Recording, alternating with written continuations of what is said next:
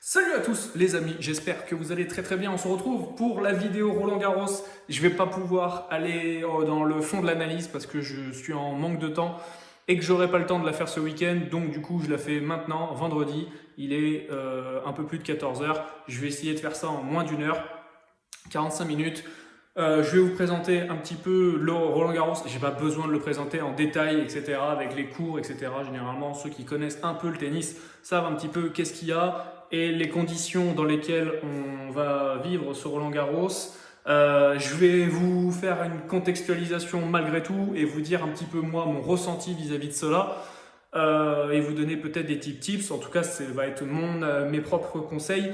Juste avant, n'hésitez pas, avant le 28 septembre, vous avez 25% de réduction sur tous les abonnements de mon site. Donc si vous voulez bénéficier de mes paris sportifs pendant Roland Garros et pour l'année à venir, n'hésitez pas, vous avez moins 25% avec le code promo RG20 sur le site www.moneytimes.fr. Voilà, de toute façon, vous aurez en description toutes ces informations. Je vais aussi vous présenter donc du coup mes petits conseils par rapport au match du premier tour et vous donner une tendance par rapport au vainqueur, enfin en tout cas à qui c'est qui peut potentiellement aller gagner ce tournoi. On commence donc avec la contextualisation de ce Roland Garros. Vous le savez, on est post-pandémie, Roland Garros n'a pas pu se passer en temps et en heure, qui normalement est en printemps, quoi.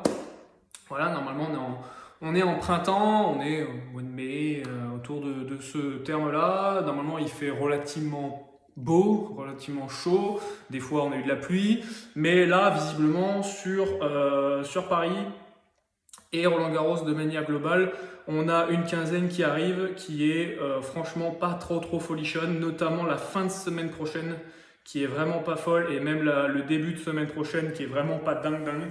Donc déjà, vraiment, élément à prendre en compte, la météo. La météo est vraiment hyper important et c'est ce qui va faire que ça va déterminer toute la suite derrière dans vos analyses. Il faut vraiment le prendre en compte. Voilà, on n'a pas de toit qui est vraiment nickel, même sur le Châtrier. Le toit est pas top et il y a encore des lacunes à ce niveau-là. C'est le pire Roland Garros, enfin c'est le pire tournoi des Grands Chelems en termes de équipement, installation. Donc voilà. Ne vous y méprenez pas, on a quand même des belles infrastructures en France, il n'y a pas de souci, mais Roland Garros par rapport aux trois autres grands chelems, c'est celui qui est le moins loti. S'il y a de la pluie, Wimbledon n'est pas forcément mieux non plus, hein, vous inquiétez pas. Donc voilà, on reste. Aux États-Unis, ils ont prévu l'affaire, mais en France, voilà, ça peine et puis c'est cher surtout. Donc voilà, ça prend du temps à mettre en place. Donc première fois inédit Roland Garros en mois de septembre, même octobre, donc dans des conditions humides. Donc c'est très particulier parce que du coup ça veut dire que la terre va vraiment donner un effet différent que par rapport à un Roland Garros classique. Donc ne prenez pas en compte forcément tout ce qui a pu se passer sur les Roland Garros avant, même la terre battue avant, les tournois d'avant. Pourquoi? Parce que là, il y a même les tournois Challenger qu'on a pu avoir, on n'a pas cette même terre-là. Rome, ça n'a pas été le même climat. Voilà, donc tout ce que vous avez pu voir avant la Roland Garros, ok, prenez-le en compte pour l'état de forme et la dynamique. Mais au-delà de ça, je pense vraiment pas qu'il faut se focus là-dessus en termes d'éléments purs pour faire vos analyses. Ça, c'est le premier conseil que je peux vous donner. Après, le deuxième conseil, pour moi, et c'est là où quasiment tout va se jouer, c'est sur le physique. Le physique des joueurs et des joueuses. On va juste faire les joueurs, hein, vous connaissez maintenant, j'analyse que l'ATP. Le physique des joueurs et des joueuses va être ultra important pour aller au bout et pour perfer sur ce tournoi. Pourquoi? Parce que si vous avez de la terre qui est humide, c'est-à-dire qu'il va y avoir des rebonds plus hauts, ça veut dire qu'il va falloir va y avoir plus de rallyes, plus des échanges plus longs, et ce qui fait qu'il va du coup falloir avoir beaucoup plus de caisses que peut-être d'habitude, et c'est pas forcément ce qui est le plus prévu, on va dire, par rapport à tout ce qu'on a pu avoir, le confinement, etc., où c'était difficile de se préparer vraiment en amont physiquement, d'avoir la caisse, etc. Là, va falloir vraiment avoir du rythme et du physique pour encaisser. On est sur un tournoi au meilleur des 5-7, donc ça peut aller sur des matchs qui peuvent durer 3 heures, 4 heures, 5 heures, ça peut être très long. Et si on commence à faire un match de 4 heures, au deuxième, troisième tour, ça va être compliqué d'aller au bout derrière. Faut vraiment être mastoc physiquement pour pouvoir tenir. Donc attention à tout ça parce que je pense que vraiment le physique va être primordial. Si vous voyez quelqu'un qui manque de rythme, je pense à quelqu'un comme Nishikori, je pense à quelqu'un comme Andy Murray, des mecs qui peuvent manquer de rythme comme ça. Attention, ces mecs-là sont en délicatesse avec leur physique en plus notamment. Et voilà, il va falloir, voilà, c'est des mecs en plus, il leur faut pas mal de rythme, pas mal de sensations. Le tennis, c'est beaucoup de sensations et c'est pour ça d'ailleurs que c'est très compliqué pour ceux qui méconnaissent le tennis, qui se disent ouais mais en fait on n'arrive pas à voir qui c'est qui peut gagner, etc. Mais forcément c'est une question de sensation, c'est une question de coup, c'est une question de confiance. Il y a des joueurs qui débloquent des coups parce qu'ils sont en confiance et que quand ils sont pas en confiance ils le font pas. Il y a des gestes qui trompent pas, il y a des positions sur le court qui trompent pas, il y a voilà, bref, il y a une gestuelle, il y a une attitude, il y a beaucoup de choses qui font que le body language est très important au tennis. Et c'est pour ça qu'il faut regarder les matchs. Et forcément, c'est très compliqué quand vous êtes juste un parieur qui essaie de faire du shit tipster ou en tout cas qui veut essayer de parier sur le tennis. Si vous ne regardez pas les matchs, clairement, vous n'y arriverez pas. Autant sur des sports où vous avez de la stat, vous pouvez vous baser sur des choses un peu plus, on va dire, concrètes, même avec des algorithmes, etc. Si vous voulez, vous pouvez vous essayer de vous en sortir sans regarder les matchs forcément. Mais au tennis, si vous n'avez pas d'informations sur des compositions d'équipe, donc il n'y a pas l'équipe A contre l'équipe B, c'est 1 contre 1, 2 contre 2 si vous pariez sur les doubles à la rigueur. Mais ce que je veux dire, c'est que voilà, si vous n'avez pas une info sur les deux, il faut connaître le jeu, il faut connaître les différents éléments de tactique et stratégique des joueurs, quelles sont leurs préférences de surface, quels sont leurs coups forts, est-ce qu'ils ont un coup fort, quelles sont leurs régularités sur la première balle, quelle est leur régularité sur la deuxième balle, etc. etc. Bref. Je ne vais pas faire une formation tennis aujourd'hui, on va juste traiter là, mais c'est pour prendre un petit peu reprendre le contexte et comprendre un petit peu la réflexion qu'il faut avoir sur ce grand chelem là, parce que attention, il peut vraiment être casse-gueule, on peut vraiment, je pense, avoir des belles surprises, des surprises, comme ce qu'on a pu avoir sur le US Open avec des demi-finales, on va dire, inédites, exclusives. Et un vainqueur qui est Dominic Thiem, qui finalement n'est pas si surprise que ça. On n'est pas surpris que Dominic Thiem gagne, et même si Zverev faut regagner, on n'aurait pas été surpris non plus. Dans l'absolu, Zverev un jour, je pense, gagnera un titre du Grand Chelem. Là, je pense que voilà, il a eu ce déclic là avec le Grand Chelem, ça commence à prendre et on voit qu'il y a du mieux, même si ok, la qualité de jeu n'était pas folle, il y a eu un tableau qui était relativement à son avantage, ok, mais ça fait partie du jeu, hein. C'est comme ça. Djokovic, fallait tenir ta balle, mon vieux, et tes nerfs surtout. Bref, donc voilà, je voulais contextualiser vis-à-vis de ça et de Roland Garros. Maintenant, je vais parler des vainqueurs potentiels et après je fais les matchs du premier tour, parce que je sais que généralement c'est ce qui vous intéresse le plus, donc on va faire ce qui vous intéresse le plus à la fin. Les vainqueurs potentiels, donc effectivement, alors j'ai pas les codes devant moi et je vais pas essayer de les prendre, etc. Je vais juste vous parler de sensations là et de ce que moi j'ai pu voir. Rafa est prêt physiquement, d'accord? Prenez pas la tête, je sais pas quel âge il a plus de 30 ans, 33, 34 ans, je m'en fous. Ce mec-là, c'est une légende. Roger Federer, l'année dernière à Wimbledon, il a été en finale de Wimbledon, il a failli gagner la finale au cours d'un match complètement hippique et complètement légendaire contre Novak Djokovic, et le mec a 38-39 ans, bref. Tout le monde dit que depuis 8 ans, le mec est flingué, que voilà, et à chaque fois il revient.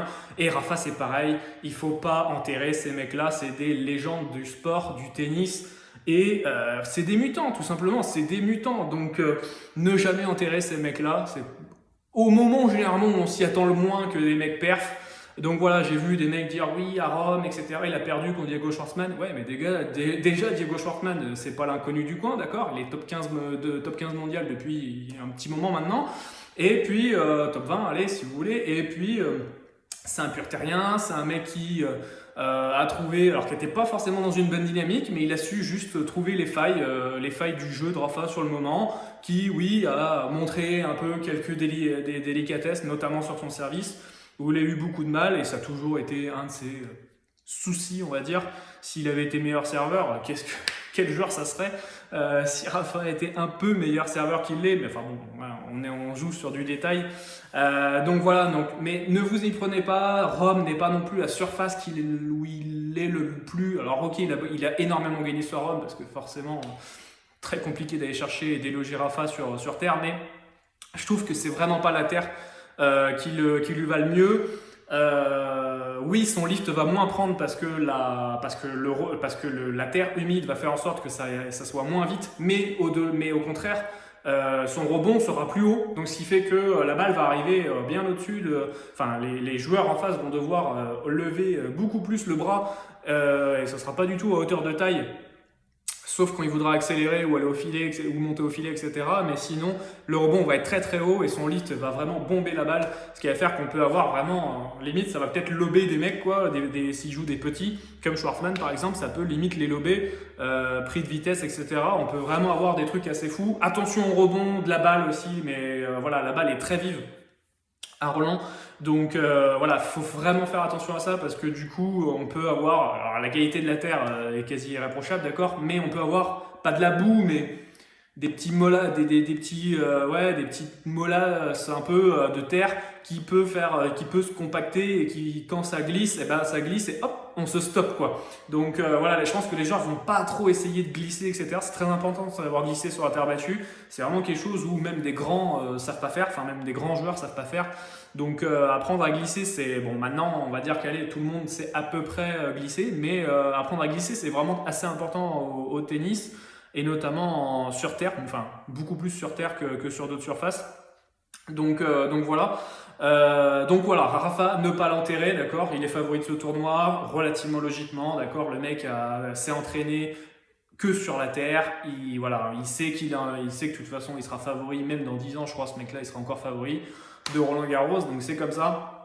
Ne pas enterrer la bête blessée, d'accord, jamais. Il faut toujours tuer la bête blessée, mais tant qu'elle n'est pas tuée, eh ben, elle est toujours vivante. On l'a vu sur le Tour de France, Pogacar, il était blessé, mais ils n'ont pas voulu le tuer, eh ben, il a gagné le Tour de France. Alors, c'est autre chose, c'est une aparté, mais voilà, on en reparlera dans une autre vidéo. Donc Rafa, voilà, je pense très sincèrement que ce mec-là, je le vois mal sortir avant les demi, très sincèrement. Voilà, alors en demi, il va affronter Dominic Thiem. Très probablement en tout cas, si on s'en suit à la logique. Donc ça va être vraiment déjà un énorme test en demi-finale, très clairement. Et après, voilà, on a donc du team qui vient de sortir de l'US Open, qui n'a pas rejoué depuis en match officiel. Il s'était déjà beaucoup entraîné en terre battue avant. Il a joué beaucoup d'exhibitions, donc le mec est prêt, il a de la canne, il a du rythme, il n'y a pas de souci. Même s'il n'a pas joué là sur des matchs officiels, etc. Vous inquiétez pas, ce mec-là, il a du rythme.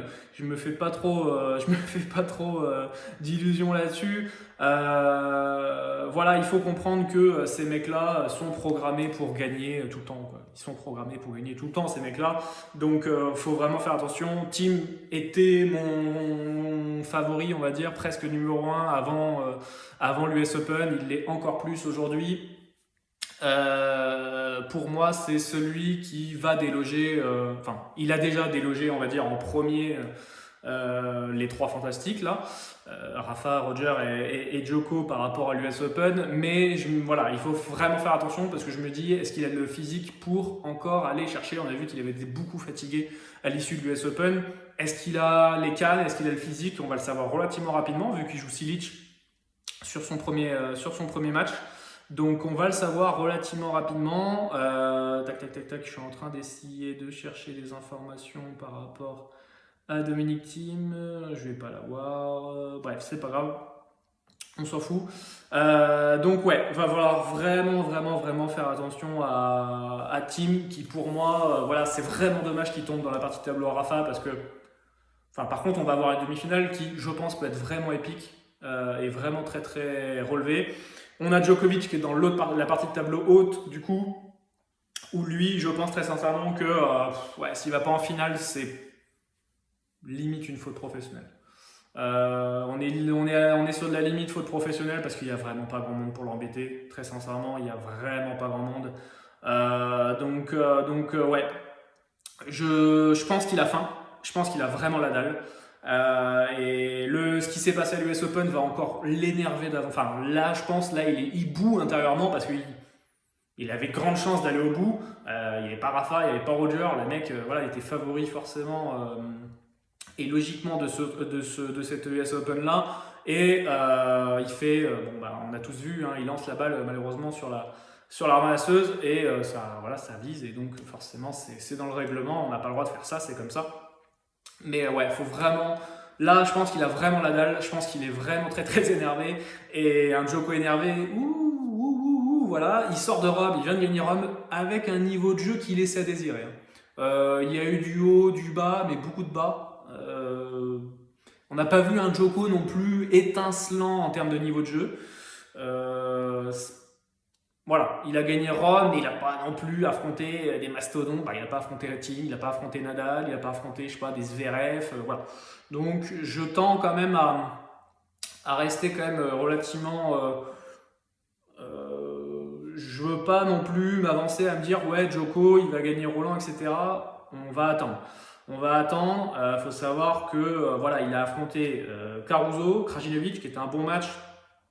Il a eu beaucoup de mal contre Krajinovic, Kopfer où il l'a emmené en 3-7, Casper Ruud et Diogo Schwartzman. Bon, t'as gagné un Masters 1000, mais t'as affronté qui quoi? Enfin voilà, t'as affronté pas non plus des bons joueurs. Hein. Il n'y a pas de souci là-dessus, hein. Mais c'est pas non plus le gratin quoi. Donc voilà, donc faites attention quand même à tout ça. Je sais qu'à la sortie des tableaux, Djokovic a pas mal descendu en termes de cote pour aller gagner le tournoi, relativement logiquement quand on voit le tableau dans lequel il est. Mais voilà, il y a des mecs qui vont l'embêter, il y a des mecs qui vont être un petit peu chiants. On va en parler tout de suite. Là, il va jouer Michael Ymer au premier tour, il n'y aura pas de souci. Après, derrière, au deuxième tour, il peut avoir donc Hugo Dellien ou Ricardas Berankis. Je pense que Dellien devrait gagner ce premier tour et du coup, arriver au deuxième tour contre Djoko, là c'est pareil, il ne devrait pas y avoir de souci. Après, ce qu'il y a derrière au troisième tour, ça va passer. En huitième, il aura très probablement du Garin ou Kachanov. Hugo Humbert, je pense. Même s'il est sur une bonne dynamique, je pense vraiment pas qu'il va aller en huitième de Roland Garros. C'est quand même pas sa terre, c'est quand même pas son rythme, enfin c'est quand même pas son style de jeu. Je suis quand même pas, voilà. Je pense qu'un Kachanov peut-être pourrait aller chercher un huitième de finale contre Djoko, et normalement là pour moi il n'y a pas photo. Et après derrière en quart tu joues contre Carreno Busta, Guido Pella, Bautista Agut, Berrettini à la rigueur, mais Berrettini il a un plan A, il n'a pas de plan B quoi. Donc c'est-à-dire que Berrettini c'est puissance, et si la puissance ça passe pas, bah puissance. Donc c'est un joueur qui est très stéréotypé, qui est très bon, hein, il n'y a pas de problème, il maîtrise vraiment bien ce qu'il fait et son jeu il est très bien maîtrisé, mais quand son plan A ne fonctionne plus, il n'a pas de plan B. Donc il est là, il se crispe et puis il force, et forcément ça passe pas, contre les très grands ça passe pas. Donc il est top 10, il n'y a pas de problème là-dessus, mais voilà, je suis un peu sceptique. En plus sur terre, c'est pas il préfère les surfaces quand même relativement rapides, donc je suis un peu, voilà, je pense que Berrettini, là il joue Pospisil au premier tour, c'est pas simple, c'est toujours chiant, c'est beaucoup d'expérience. Normalement sur terre il n'y a pas de souci, mais attention à ce match-là aussi. Il pourrait avoir une petite surprise là-dessus. Donc voilà, ce que je veux dire, c'est que déjà, rien qu'on regarde, c'est juste l'écart de tableau. Normalement, il n'y a pas trop de soucis. Et après, si on va en demi-finale pour Djoko, il va jouer qui Tsitsipas. Dans les grands chelems, Tsitsipas, il n'y est pas. Hein. Il perd pas du tout. Après, il a quand même de la place, mais il peut y avoir du Krajinovic. Franchement, Krajinovic contre Tsitsipas, ça discute. Hein. Ça discute fort. Hein. Attention, hein, Krajinovic, il joue vraiment très très bien en ce moment. Et sur terre battue, il fait vraiment des belles performances. Donc attention. Après, qui c'est qu'il peut y avoir? Shapovalov. La terre, c'est quand même pas sa cam. Voilà. Et je le vois pas forcément. Il est quand même toujours aussi irrégulier. Alors ça va beaucoup mieux en termes d'attitude, en termes de comportement sur le court. Il est beaucoup plus calme, beaucoup plus posé. Ça va beaucoup mieux, Shapovalov. Je pense que durant le confinement, il a vraiment bossé là-dessus. Sur tout ça, sur la canalisation, sur le développement, pas le développement personnel, mais le développement interne, un peu de savoir, ok, il faut que je construise mon point, et ça commence déjà à quand je reçois les balles, quand je m'essuie, etc.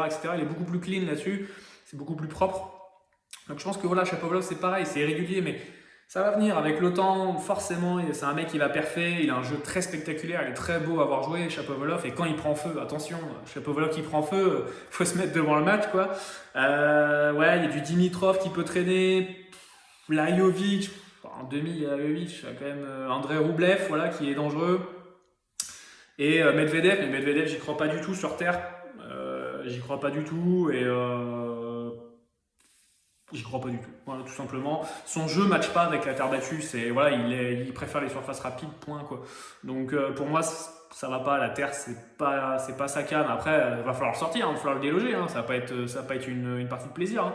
Le mec, c'est un mur quand il a envie d'être mûr, donc forcément, voilà. Mais je le vois peut-être perdre contre ouais, Rublev et encore, parce que. Ah, il peut aller en quart, quoi. Medvedev, il peut aller en quart, optionnellement, par rapport à ce que je vois là. Il peut aller en quart, quoi, mais après, je veux dire, s'il arrive en demi contre Djoko, pour moi, il n'y a pas photo, quoi. Donc, bon, bref, tout ça pour résumer que pour moi, Djoko, en finale, normalement, il n'y a pas trop de soucis, quoi. Normalement, il a quand même le champ libre pour aller en finale. Dans la partie de tableau basse, donc on retrouve Thiem contre Cilic au premier tour. On retrouve Casper Ruud qui fait un très beau tournoi là à Hambourg. Il est toujours sur la même dynamique de Rome aussi, donc il est sur une excellente dynamique. Attention à Casper Ruud, ça va pas être simple. Normalement, il devrait se jouer au 1, 2, 3, troisième tour avec Dominic Thiem. Ça va faire un beau match. Je pense que l'enchaînement des matchs va faire que Ruud, à un moment donné, au meilleur des 5-7, il va canner. Et ça va être très compliqué pour lui derrière. Mais je pense que vraiment Thiem peut vraiment peut-être éprouver des difficultés contre Ruud. Va falloir vraiment regarder attentivement ce match contre Cilic parce qu'on verra très rapidement le niveau de physique parce que contre Cilic, le mec va jouer en fond de cours, il va frapper, fond de cours, il va vraiment bien couvrir sa ligne de fond de cours, etc. Donc c'est là où tu vois si tu es physiquement bien ou pas, parce que si physiquement il peut pas y aller, etc. Attention, ça peut vite être coton pour Thiem. Le premier match va vraiment être intéressant à regarder. Je vous invite à le voir si vous voulez vous pencher sur un PLT ou si vous ne l'avez pas déjà fait. Voilà, ensuite on a une partie de tableau avec Stan Wawrinka contre Andy Murray, forcément un match à suivre au premier tour. Je pense à un super match à venir. Après on a du Félix Auger-Aliassime, ou très irrégulier en ce moment, capable de faire 10 aces mais en même temps 15 doubles fautes, capable de faire 30 fautes directes mais en même temps 35 coups gagnants. Oh, il y a à boire et à manger quoi, dans le jeu de Félix, donc bon, autant Shapovalov, je trouve que lui, il est plus réfléchi, plus construit dans sa façon de faire, autant Félix, lui, je trouve qu'il a vraiment, alors c'est deux Canadiens, c'est pour ça qu'on les compare un peu tout le temps, autant lui, Félix, je trouve qu'il est vraiment beaucoup brouillon, il jette vraiment des cadeaux parfois, donc là, il va jouer contre Nishioka au premier tour, normalement, ça devrait le faire. Nishioka n'est pas forcément un mec, voilà, il préfère une surface plus dure, mais un dur un peu plus lent, un dur un peu à l'australienne, quoi. Nishioka, voilà, sur terre, je pense que ça passe pas, mais il va le faire chier, il va remettre des balles un peu plates, un peu sans effet, etc., un peu style à la Manarino. Ça peut l'embêter au Auger-Aliassime, il va pas pouvoir forcément trop attaquer dessus, ou alors s'il attaque, il va falloir qu'il fasse pas forcément comme à son aise. Ça peut être chiant, il peut lui forcer à faire des fautes, etc. Il peut s'embourber dans un match en 4 ou 5-7, un truc un peu chiant, quoi. Donc voilà. Et après on a donc du Diego Schwartzman qui jouera contre Kekmanovic. Normalement je pense qu'il n'y aura pas trop de soucis, mais attention à Kekmanovic, il a gagné un tournoi, j'ai plus le tournoi, il a gagné tournoi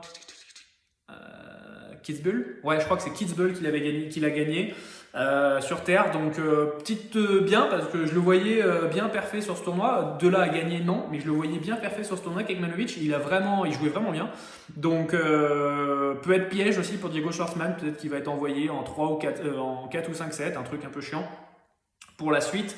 On a du Gaël Monfils qui jouera contre Bublik. Alors là, si vous arrivez à me sortir un bet sur ce match-là et avec une analyse fiable en me disant vous inquiétez pas, c'est du safe, là les amis, je vous respecte parce que là on a deux détraqués sur le cours. Entre Bublik et Monfils, on a deux détraqués. Dans cette troisième partie de tableau-là, de mon propre avis, pour moi, normalement, Thiem sort de ce troisième quart de tableau-là. Pour moi, le plus gros adversaire, j'ai envie de dire, c'est Casper Ruud au troisième tour.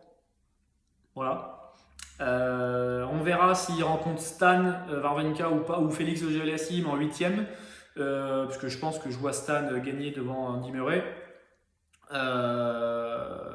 Et après, en quart, il jouerait un Schwartzman, Fritz, et encore Fritz, non, sur Terre, non, même pas, mon fils. Oh, franchement, ce cartel-là, il y a Team et les autres. Hein. Enfin, il y a Team, et franchement, il y a Team et les autres. Franchement, il y a Team et les autres sur ce quart de tableau-là. Il a quand même un quart de tableau, Team, où ça va, quoi. Suffit qu'il y ait 2-3 surprises un peu dans le lot, suffit que mon fils il se fasse un peu balader, que, je sais pas, Schwartzman il soit complètement cramé. Parce que là, je pense qu'il va être cramé. Hein. Schwartzman, déjà, il était cané là, à l'US Open. Là, il a rejoué Rome. Je pense, là, il est à finale de Rome. Je pense que là, il est cané physiquement. Je pense qu'il va quand même un peu tirer la langue. Il suffit qu'il aille en 4 ou 5-7 sur son premier, deuxième tour. Attention à Schwartzman. Schwartzman est souvent très sous-coté contre des mecs un peu top 40, top 30, etc. Attention. Il y aura peut-être des coups à faire sur lui. Mais ouais, donc franchement, Team, je le vois aller en demi-finale normalement sans trop de soucis, quoi. Et après, on a la partie de tableau à Rafa, donc le quatrième quart. Donc il jouera contre Gerasimov au premier tour. Après, derrière, il jouera contre McDonald ou un qualifié. Normalement, il ne devrait pas y avoir de soucis déjà. Et après, derrière, il jouerait contre du Andujar, Travaglia, Nishikori, Danny Evans, son 13e tour. Donc là, autant vous dire que voilà, même s'il joue qu'à Nishikori, il manque de rythme, il revient de blessure. Le gars s'est beaucoup entraîné, etc. Mais voilà quoi. Clairement, il y a un Nishikori dans chaque membre de la partie du corps de Rafael Nadal, donc il n'y a pas de souci. Derrière, il va jouer quoi là, il y a toute une partie où il n'y a que des qualifiés, donc là, je suis incapable de vous dire. Fabio Fognini, le gars vient d'une opération de ses 2 chevilles, donc voilà, on a vu que son niveau de jeu, du Fognini, en plus, il peut décapsuler à tout moment. Par contre, quand il joue et qu'il est en phase avec son jeu, ah ouais, Fognini, ça joue quoi, ça rigole pas. John Isner, bon, il a été papa cette année, il a eu des soucis, des pépins physiques, là, il va falloir qu'il joue Ben Chetrit. Le petit Elliott français, et ça peut être chiant, il va l'emmerder, ça va pas forcément être un match super simple. Donc là encore c'est pareil, pour aller en huitième, je pense qu'il n'y a pas trop de soucis, à part Fognini qui peut un peu l'embêter, mais bon voilà. Et après derrière par contre c'est beaucoup plus chiant en quart où on peut avoir du... là on a une grosse partie de tableau. On peut avoir du Zverev, on peut avoir du Alex de Minaur, même si normalement sur Terre c'est pas ça, mais dans l'absolu, pourquoi pas. On peut avoir du Yannick Sinner, la petite pépite italienne, David Goffin. Voilà, on a des mecs un peu relous, quoi. T'es tout de suite un peu relou, t'es embarqué dans du combat, etc. Ça, voilà, c'est un peu plus chiant. Donc pour moi, en termes de tableau pur, pour moi, Djoko va aller en finale sans trop de problèmes. On a du Team qui devrait aller en demi sans trop de soucis. Et on a du Rafa qui va avoir quelques mecs déjà à batailler en quart où il va falloir déjà battre du potentiellement Zverev, Goffin. Donc c'est chiant, c'est des mecs qui vont te faire jouer, c'est relou. Par contre, ça va te préparer pour la suite. Du coup, parce que quand tu vas arriver en demi-finale comme Team, dans l'absolu, tu vas arriver, tu vas dire bon, j'ai battu Zverev avant, on va se dire ça comme ça, hein. J'ai battu Zverev avant, bon, normalement, voilà, ça te met en confiance, quoi. Pour la suite derrière, ça te met en confiance, et je trouve ça plutôt bien à ce niveau-là. Après, je suis incapable aujourd'hui de vous dire qui vraiment va gagner Roland Garros et qu'est-ce qui est vraiment valu. J'ai vu du Djoko à 4, du Team à 4, du Rafa à 2. Pour moi, les trois sont pas valus. Pour moi, les trois sont pas intéressants. Pourquoi ? Parce qu'on a trop d'inconnus et que j'ai pas envie d'investir de l'argent sur quelque chose où il y a trop d'inconnus. Quand je sais que j'ai eu Team à 12 l'an dernier et que j'ai eu Rafa à 3 l'an dernier aussi, alors que j'avais beaucoup plus de certitude à Rafa l'année dernière que Rafa cette année. Donc avec tout ce qui a pu se passer, on est dans une année tellement bizarre, j'ai envie de dire, si Rafa ne gagne pas Roland Garros en 2020, personne ne sera surpris, clairement, on est en 2020, il peut absolument tout se passer, et tant que le 31 décembre 2020 ne sera pas terminé, il peut se passer des dingueries, donc voilà, et franchement, très sincèrement, j'ai un mauvais pressentiment sur le fait que, je ne suis pas supporter de Rafa, mais j'aime Rafa et son style de jeu, mais j'ai un mauvais pressentiment sur le fait que Rafa peut perdre Roland Garros cette année. Et que s'il y a bien une année, j'ai envie de dire, c'est un peu celle-là. Maintenant, moi j'aurais voulu Zverev, pourquoi pas aller loin, mais Zverev du coup tombe dans la partie de Rafa en quart potentiellement, donc c'est chiant. C'est pas forcément ce qu'on voulait. On peut avoir, pour moi, Djoko va en finale, donc sans trop de soucis. Donc après, voilà. Pour moi, le plus avantagé, on va dire, c'est Djoko, parce que normalement, il devrait avoir des matchs plus courts, devrait être mieux physiquement, il devrait avoir moins, il aura passé probablement moins de temps sur les cours. Va vraiment falloir regarder ça, les amis, les temps sur les cours, physiquement, comment le mec il se débrouille, est-ce qu'il a couru partout, est-ce qu'il n'a pas couru, est-ce qu'il a fait 2 heures de match peinard ou 2 heures et demie, il s'est défoncé, est-ce que ça a été nerveusement très compliqué, il faut regarder s'il y a eu des tie-breaks, etc. Il faut vraiment tout analyser, c'est vraiment très important. Et je vous incite forcément à regarder les matchs. Ça, voilà. Le tennis, si vous ne regardez pas les matchs, vous êtes mort. Donc ouais, franchement, là aujourd'hui, si vraiment j'avais un couteau sous la gorge et que je devrais positionner mon argent, j'irais plus sur du Djoko parce que je me dis, il est sur la dynamique, il a le physique, il devrait avoir la caisse, mais son niveau de jeu m'a pas forcément rassuré 100% sur Rome. Je me dis juste qu'avec la partie de tableau qu'il a, je vois pas trop ce qui peut l'embêter. Voilà, je vois pas trop d'adversaires à sa taille et à son niveau de jeu. Voilà, et après derrière, dans la partie de tableau, Rafa et Thiem, là après, voilà, on peut avoir du Rafa, du Thiem, du Zverev potentiellement, qui peut sortir de là. Voilà un petit peu ces mecs que je vois là. Donc voilà un petit peu, vous avez une idée. On va faire maintenant les premiers tours. Et là, je vais essayer d'être assez limpide parce que je vous le dis, en termes de premier tour, il y a en termes de cotes, etc., il y a beaucoup de choses qui me plaisent pas. Il y a beaucoup de choses qui me plaisent pas. Les books ont défoncé pas mal de cotes de favoris notamment et ont vraiment couvert un maximum et vous incitent à faire du combiné. En gros, ça se voit vraiment sur ce Roland Garros là. Ça vous incite fortement à faire du combiné. Donc pas forcément ce qu'on souhaite chez nous, investisseurs. Donc, je ne vais pas trop regarder la caméra, je vais regarder plus mon PC. Je vais vous donner les matchs et je vais vous dire ce que j'en pense, etc. Andújar contre Travaglia, 2 hommes qui se sont rencontrés, il me semble, récemment. Oui, à Prostějov, c'est ça, en Challenger, avec une victoire de Andújar. Match que je vois très serré. Pour moi, ça peut aller en 4, 5, 7, dans un match à rallonge, un peu chiant. Mais j'ai pas de vainqueur, je ne sais pas du tout ce qui peut l'en être. Daniel Evans contre Nishikori. Normalement, Nishikori doit gagner ce match. Evans n'est vraiment pas du tout habitué à la terre. Mais attention, Nishikori n'a pas de rythme. Et quand Nishikori n'a pas de rythme, ça peut partir dans tous les sens en termes de faute directe, etc.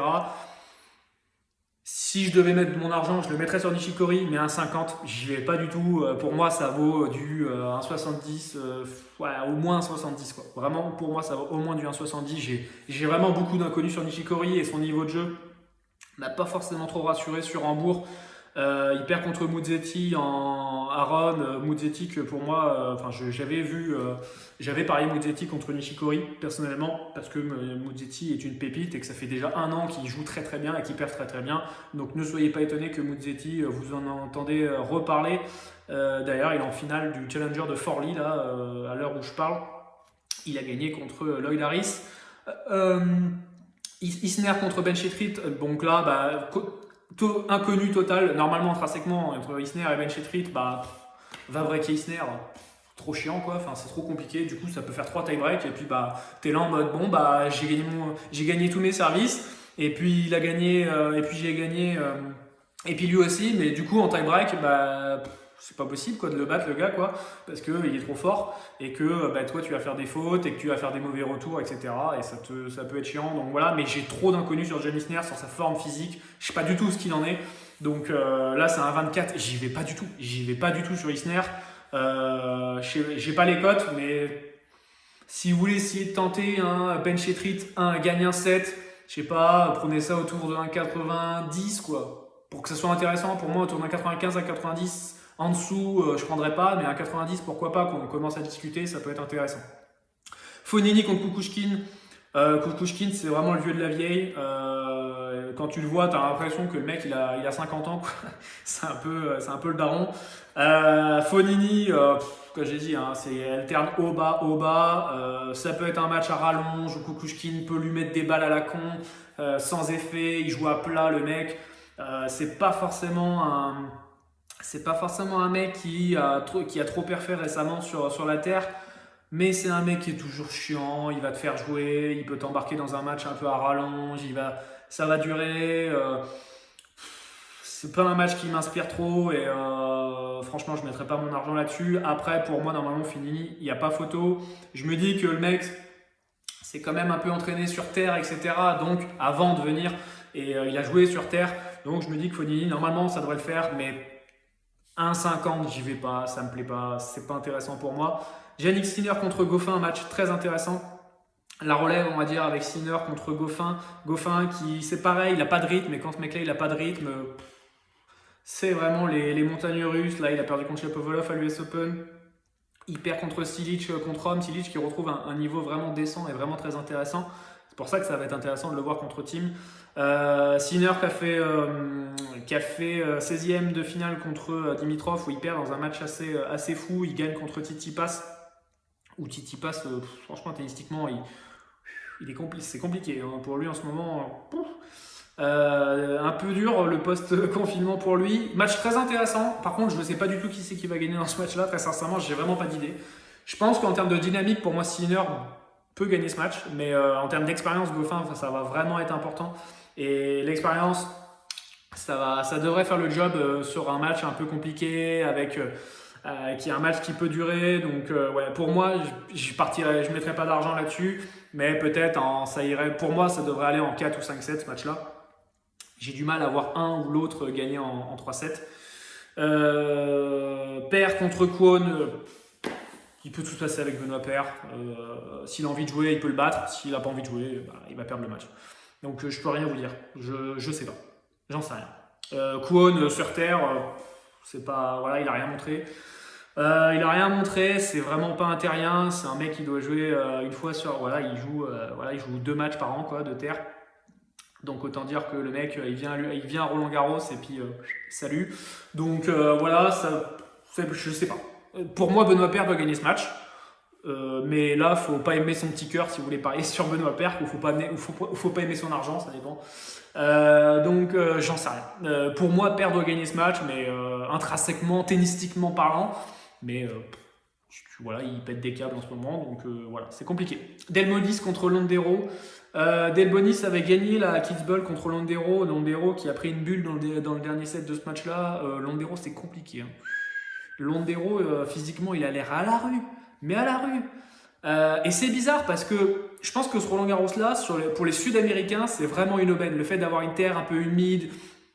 Là, on va parler de Hugo Dellien tout à l'heure, j'en ai parlé. C'est un Bolivien, c'est un mec qui aime un peu ce truc-là, là, humide, où t'es moite, etc. Lui, il a l'habitude, il vit constamment comme ça. Donc je pense que les Sud-Américains sur ce tournoi-là peuvent vraiment être avantagés, les Argentins, les Brésiliens, etc. peuvent vraiment être avantagés, mais on n'en a pas forcément trop, à part Schwartzmann qui potentiellement peut être chiant, mais je trouve que les Sud-Américains peuvent vraiment tirer leur épingle du jeu sur ce tournoi-là.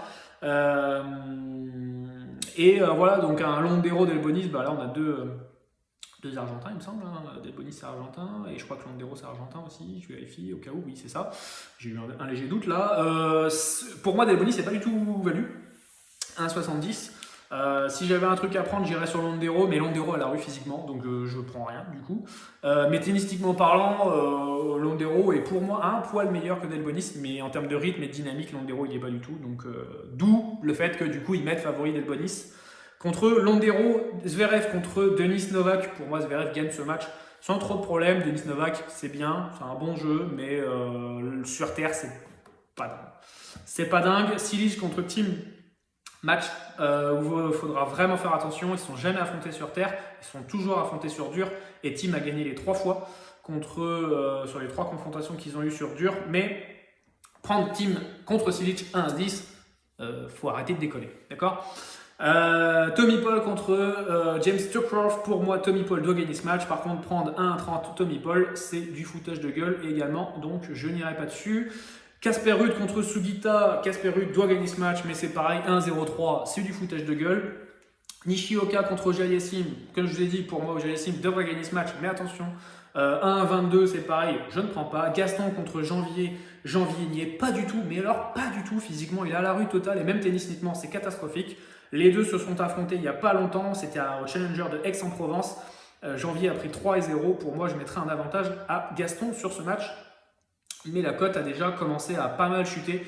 Il y avait du 1,55 hier. Et là, on est sur du 1,50. Ouais, vous avez du 1,50 encore. Allez, ça peut se prendre à 1,50. Mais pas en dessous pour moi. Kopfer contre Ohang. Kopfer contre Wang. Kopfer a l'avantage de la dynamique. Voilà, il a vraiment été bon sur Rome. Il a été jusqu'en quart de finale où il a perdu contre Djokovic en 3-7. Après, sur Hambourg, je ne l'ai pas vu contre Nishioka, il a gagné en 3-7 dans un match, je pense, où il a peut-être été un petit peu emmerdé par la balle du japonais. Et après, il joue Bautista Agut où il perd en 3-7. Voilà, c'est un mec qui accroche, c'est un mec qui se bat, Kopfer, donc c'est toujours intéressant. Il joue Antoine Hoang, le petit français. Pour moi, ça n'a pas le niveau pour aller battre Kopfer, mais en termes de dynamique, du coup, ils ont mis Kopfer à 1,33. Clairement, je prends pas, quoi. Je peux pas prendre à 1,33 un mec comme ça, quoi. C'est pas non plus une machine de guerre, Kopfer. Ça joue bien, attention. En termes de dynamique, il joue très très bien, il n'y a pas de souci. Mais à 1,33, je prends pas. En face, c'est un Français, le mec va se défoncer. Tu joues Roland Garros une fois dans l'année, j'ai envie de te dire, bon, voilà. Et puis Kopfer peut arriver en mode un peu favori et tout. J'ai perfait avant.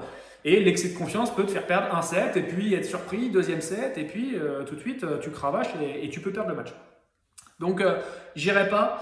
Peut-être un set de Hoang là-dessus, sur ce match-là, pourquoi pas, mais je le prends pas en dessous de 1,90. Salvador Vica contre Andy Murray, j'en ai déjà parlé. Pour moi, je vois Stan gagner ce match, mais c'est pareil, la cote a chuté complètement. Donc là, moi je prendrais. Enfin, là, vous avez du 1,30 autour de ça. Allez, à la rigueur, glisser dans un combiné, pourquoi pas, mais la cote a chuté, donc ça m'intéresse plus trop. Kekmanovic contre Diego Schwartzman. Pour moi, je trouve que la cote de Schwartzman est vraiment basse. Maintenant, avec tous les éléments que j'ai pu dire auparavant, etc., je pense très sincèrement que Schwartzman doit gagner ce match. Il est dans des conditions vraiment propices pour le gagner. Si ça dure, attention à Diego Schwartzman, il pourrait peut-être être un petit peu embêté sur du deuxième, troisième tour. Kekmanovic va le faire jouer, c'est un mur le mec, donc s'il a envie d'être un mur, ça peut être un match vraiment long. C'est vraiment deux styles de jeu assez similaires.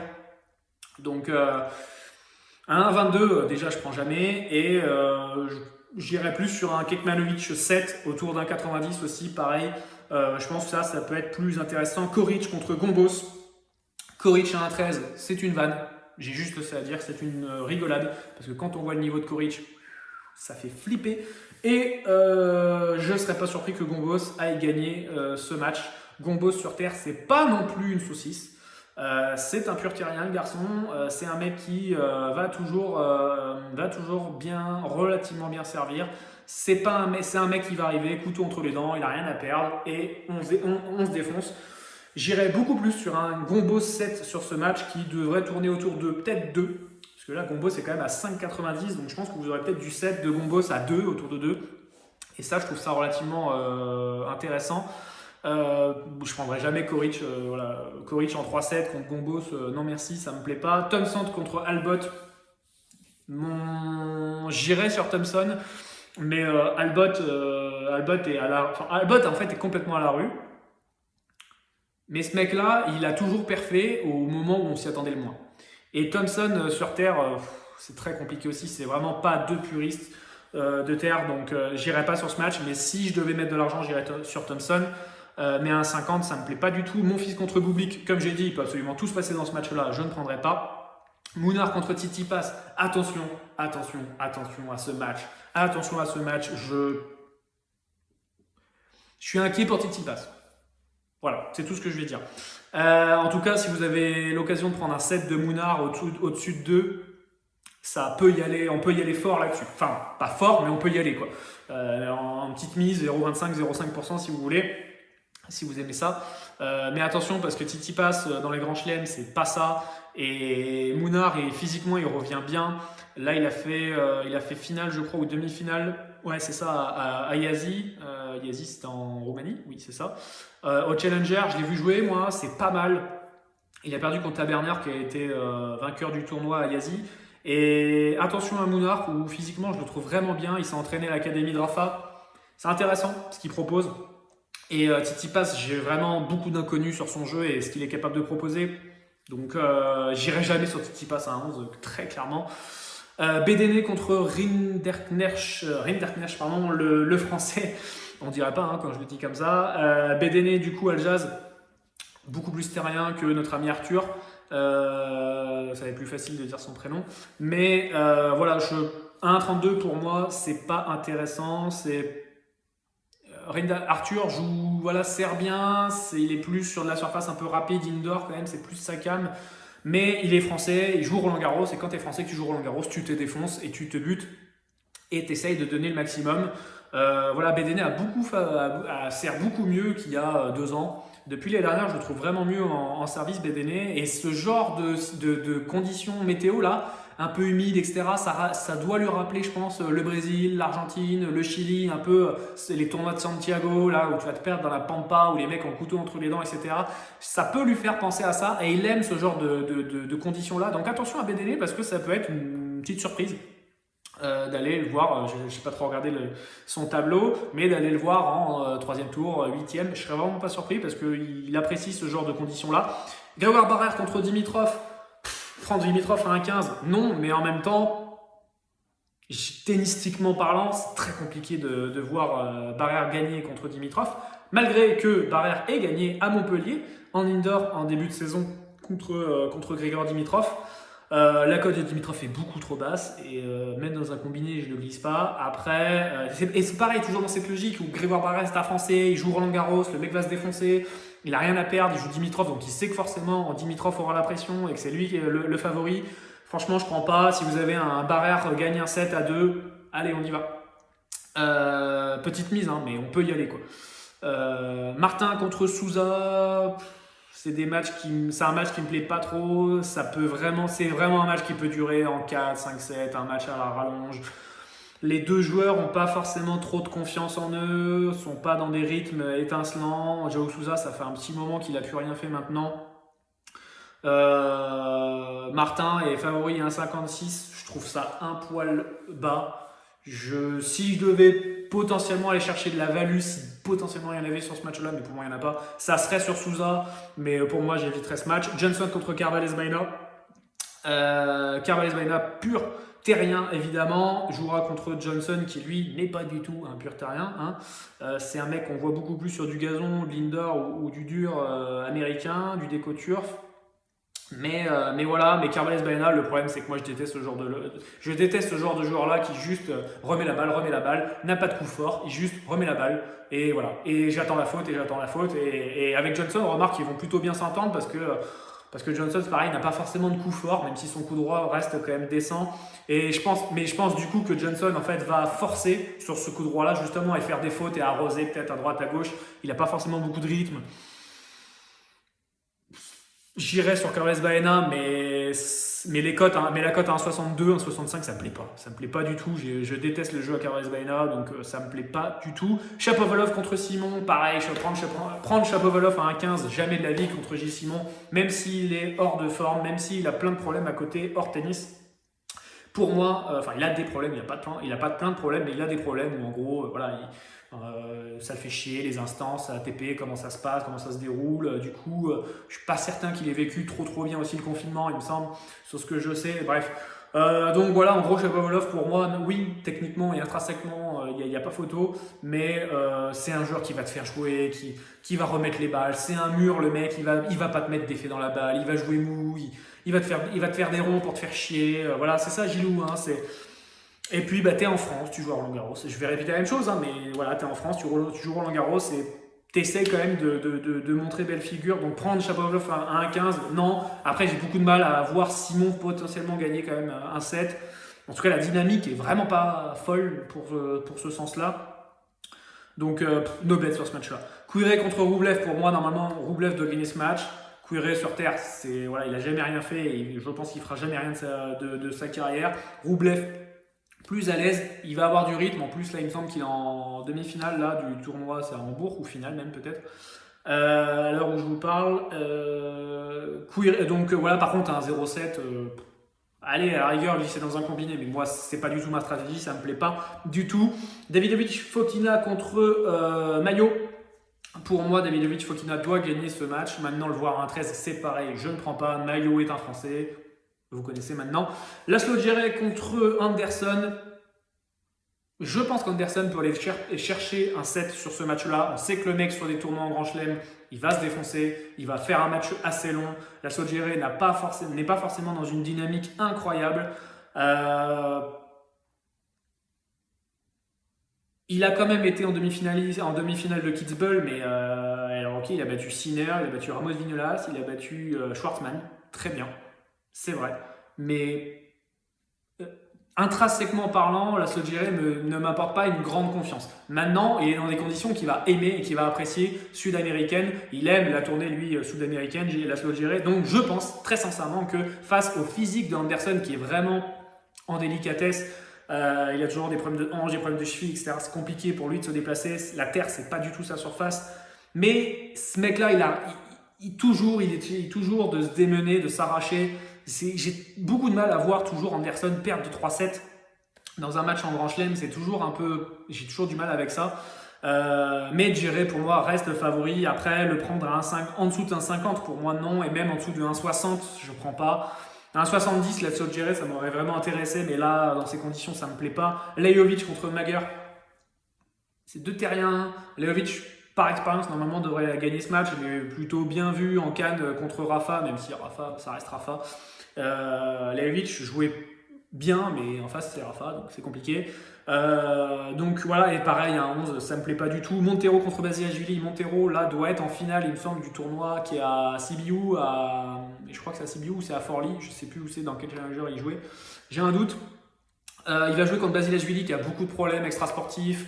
Il est un peu dans les embrouilles dans des enquêtes autour des matchs truqués. Et puis il bat sa femme, il a des problèmes extra-conjugaux, etc. C'est vraiment compliqué, Basilashvili. Il arrive en méforme, physiquement il est pas là, tennistiquement c'est un arrosoir, le mec. Quand ça rentre c'est parfait, mais quand ça rentre pas, c'est horrible. Donc l'inconstance de Basilashvili devrait le faire perdre contre Montero, qui est un joueur très correct sur terre battue. Il a des limites, des grosses limites, mais normalement pour ce type de match là où il va le faire jouer Basilashvili, puis l'autre il va arroser et puis voilà, il va gagner le match comme ça. Basilashvili peut avoir un record de faute directe sur ce match là, très clairement. Quentin Alice contre Giron, j'irais sur Alice, mais vraiment non, oubliez ce match. Manarino contre Ramos Vinolas. J'ai beaucoup de mal à voir Manarino sur terre gagner contre Ramos Vinolas, mais Ramos Vinolas apporte vraiment pas beaucoup de confiance. Pareil, je vais pas sur ce match. J'ai pas assez de billes pour aller sur Ramos Vinolas et j'ai pas assez de choses aussi pour aller sur Manarino. J'ai pas d'éléments vraiment concrets sur quoi me baser. Ça me plaît pas. Medvedev contre Fucsovics. Attention à ce match-là. Attention à ce match-là. Voilà, c'est tout ce que. Et attention même à Medvedev, il le code beaucoup trop bas. Fucsovics, c'est un mec qui va te faire jouer, il a une très belle main. S'il l'emmène à la volée, etc., ça peut vraiment être chiant. Ça peut être un match à rallonge dès le début pour Medvedev en 4, 5, 7, un truc un peu chiant. Ils se sont rencontrés 3 fois, ils se sont battus. Medvedev l'a battu 3 fois, il l'a battu à Monte-Carlo en 2018 sur terre, dans un match en 3-7. Je vois Fucsovics aller chercher un 7 moi dans ce match-là, je sais pas, les fous. 7 de Fucsovics autour de 1,80-90, ça se prend. Voilà, je pense que ça se prend.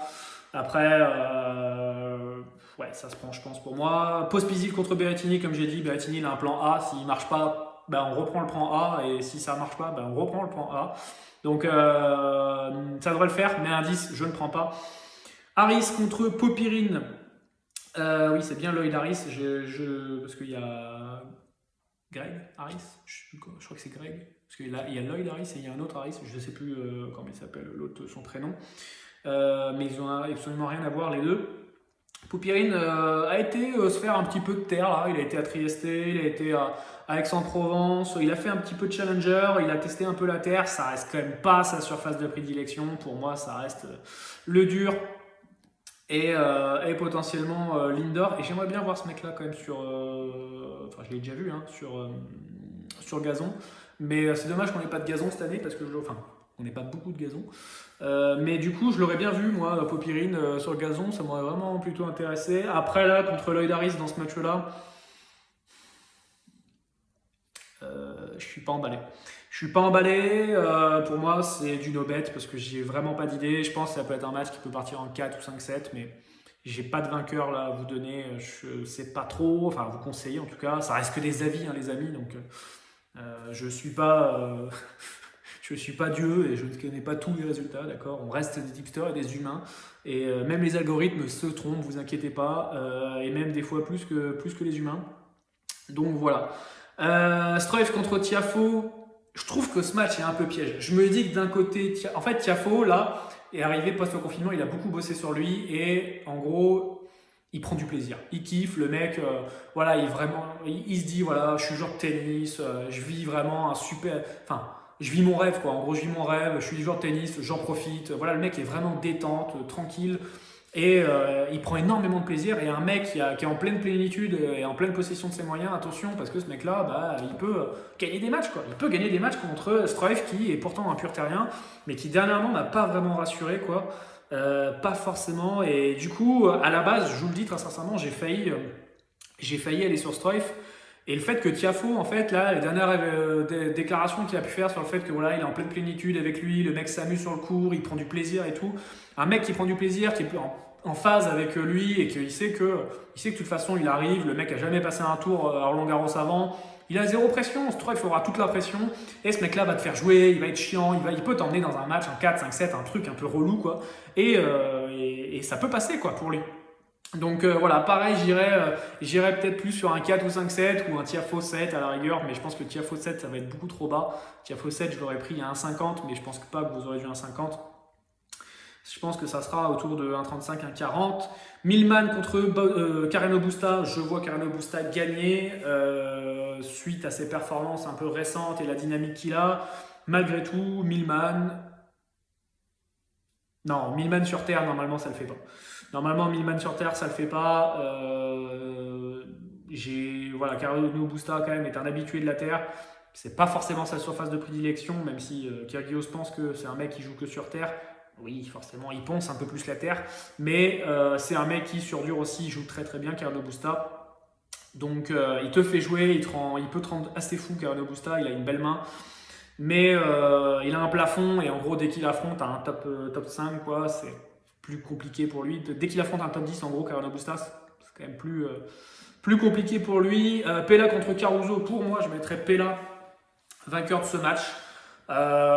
Mais Caruso, il aura la forme, il aura le rythme, et je me dis que voilà, Pella, il a eu beaucoup de mésaventures avec l'US Open. Je crois si vous avez suivi un peu l'actualité, durant l'US Open, en gros, il n'a pas pu jouer parce qu'il avait été testé positif au Covid, etc.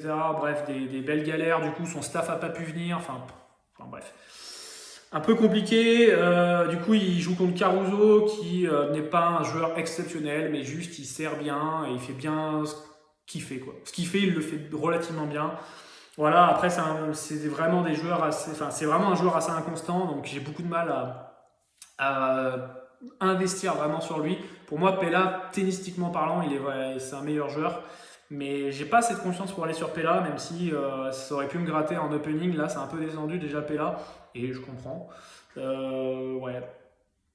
Ma tendance irait sur Pella, mais j'ai pas assez de billes pour y aller vraiment dessus, pour me dire ok, je suis confiant. Uchiyama contre Balaz, l'Hongrois, il me semble. Pour moi, c'est Balaz qui devrait gagner ce match. Mais pareil, c'est Uchiyama, c'est un mec, le mec s'il voit une fois de la terre dans l'année, c'est bien quoi, je vais regarder, mais ouais voilà, il allait, si encore ça va, il a un petit peu plus travaillé la terre que d'autres asiatiques, mais généralement c'est quand même pas leur cam aux Asiates, la terre battue, ils en ont pas forcément là-bas beaucoup chez eux et tout, donc c'est pas leur cam. Richard Gasquet contre Bautista Agut. C'est un match qui est revenu là à Cincinnati. Moi j'avais pris Bautista Agut. Ça va jouer sur ce physique sur ce match-là, sauf que le truc c'est que Bautista Agut en fait te fait énormément consommer d'énergie et que pour le battre il faut être hyper performant physiquement, et on sait que physiquement Richard est pas forcément optimal parfois. J'ai beaucoup de mal à le voir gagner. Après, je trouve que Bautista Agut à un 27, c'est quand même pas abondant, quoi. C'est quand même pas abondant. Et Richard a quand même une belle main. J'ai du mal à voir Bautista Agut aller gagner en 3-7, quoi, ce match-là, même si je serais vraiment pas surpris parce que le mec est vraiment fort et vraiment bon sur beaucoup de surfaces. Mais je sais pas, ça me tente pas, quoi. En dessous de 1,30, ça me chauffe vraiment pas Bautista Agut. Kachanov contre Mash Raziak. J'irai sur Kachanov. Macharzak, c'est un bon serveur. Il joue bien, mais il a un step qu'il n'arrive pas encore à passer au niveau ATP, etc. Il manque encore d'expérience, donc il faut qu'il se force cette expérience-là. Mais c'est un joueur, par contre, qui, je pense, peut-être dans les années à venir et tout, s'il arrive à passer ce step un peu ATP, etc., ça peut être intéressant. Il faudrait qu'il ait un déclic, qu'il fasse une genre de finale dans un ATP un peu 250-500 et qu'il prenne un peu de bouteille, qu'il prenne du match comme ça, qu'il encaisse un peu du match. Je pense que c'est un joueur qui, à suivre, qui peut être pas mal et qui pourrait aller gagner un tournoi un peu de ce style. Mais là, contre Kachanov, même s'il est un peu inconstant, le russe, j'ai quand même du mal à le voir perdre. Sachant que Kachanov, de mémoire, je vais essayer de... Kachanov, tac, tac, tac, tac, j'essaye de voir juste ce qu'il a fait à Roland. Ouais, à Roland, voilà, il fait 16e et quart de finale en 2017, 2018, 2019, donc il fait quart quand même l'année dernière. Je sais plus contre qui il perd. Je vais plus regarder, j'ai un doute. Ouais, c'était Team, c'est ça. Je savais qu'il avait battu Del Potro dans un match complètement fou. Mais ouais, il perd contre Team. Donc, ouais, pour moi, Kachanov, normalement, ça doit aller au bout. Après, c'est pareil, en dessous d'un 30, moi, c'est pas ma cam, quoi. Ça me fait pas kiffer. Normalement, ça va au bout quand même. Garin contre Kohlschreiber, je le prendrai Garin, par contre, en dessous d'un 20, pas du tout. Sandgren contre Urcax, je prendrai Urcax, mais à 1,50, je ne prendrai pas. Sandgren, c'est un mec qui peut perfer sur des premiers tours comme ça, peut t'emmerder. C'est pas forcément un mec très habitué à la terre. Mais voilà, Urcax a un peu un jeu similaire à Sandgren, même si Sandgren est beaucoup plus sur du lift, etc. Pour moi, Urcax a un meilleur tennis, mais Sandgren a plus d'expérience, et du coup, pour moi, ça se rebascule. Donc, pour moi, s'il y a... Normalement, intrinsèquement, j'irais sur Urcax, mais les cotes me font penser que j'ai pas envie d'y aller, quoi. Donc, voilà, je vois un match relativement assez long en 4, 5, 7. Delian contre Berankis, pour moi, je vois Delian gagner, toujours dans cet état d'esprit que j'ai dit, avec les conditions qu'il favorise. Berankis, voilà, sur terre, c'est pas trop ça. Ça a pas mal poncé là, en juillet-août, là, quand ça a été sur je sais plus où, là, ils ont joué un peu entre eux, là, les Lettons, les mecs un peu dans les pays baltes. Ils ont joué un peu tous entre eux. Alors, il n'a pas joué des mecs, il n'a pas joué des super joueurs. Mais Hugo Dellien, le problème, c'est qu'il n'a pas trop de dynamique, quoi. Donc, il n'a pas trop de dynamique, il n'a pas trop de rythme, il n'a pas forcément trop perfait dernièrement. Mais c'est un pur terrien et normalement, rien qu'à ce titre-là, ça devrait faire le taf. Mais c'est pareil, en dessous de 1,60, je prends pas, quoi. Je peux pas prendre, il n'a pas de rythme, il n'a pas de forme, c'est très compliqué. Et ça se trouve, il va arriver et physiquement, il n'est pas présent. Donc, et je ne l'ai pas vu en plus jouer dernièrement sur les challengers, je n'ai pas trop regardé des liens, donc voilà, mais c'est un mec qui, je pense, normalement devrait passer ce tour, mais peut être compliqué. Nadal contre Gerasimov, j'ai pas besoin d'en parler, et Djokovic contre Imer, j'ai pas besoin d'en parler. On est à plus d'une minute de vidéo, les amis, je termine là-dessus. Je vous rappelle que vous avez moins 25% de réduction sur les abonnements sur mon site si vous voulez bénéficier de mes paris sportifs. Il y en a déjà 2 sur Roland Garros. Qui sont actuellement en cours. La cote a baissé, enfin les cotes ont baissé malheureusement, enfin pas malheureusement, mais bon, mes membres en ont profité. Mais si vous voulez avoir moins 25%, n'hésitez pas avec le code promo RG20, vous avez les informations en description. J'espère un excellent Roland Garros dans des conditions vraiment inédites et vraiment particulières. J'espère que vous allez gagner de l'argent, évidemment pas que sur ce tournoi-là, mais sur toute la saison. Prenez soin de vous, prenez soin de votre bankroll, faites attention à tout ce qui peut se passer au niveau Covid, etc. Mais profitez de la vie, faites attention et dites-vous que voilà, il y a toujours, si vous avez des conseils, des questions, des conseils, vous voulez des conseils, etc. Je reste à votre écoute, donc n'hésitez pas, vous venez me parler. Voilà, vous avez mes réseaux sociaux dans la description, vous venez me parler et vous pouvez me poser des questions, vous inquiétez pas, je reste très disponible évidemment durant tout le tournoi et même toute l'année. Voilà, je vous souhaite un excellent Roland Garros et je vous remercie d'avoir suivi jusqu'au bout. Salut à tous les amis, ciao ciao.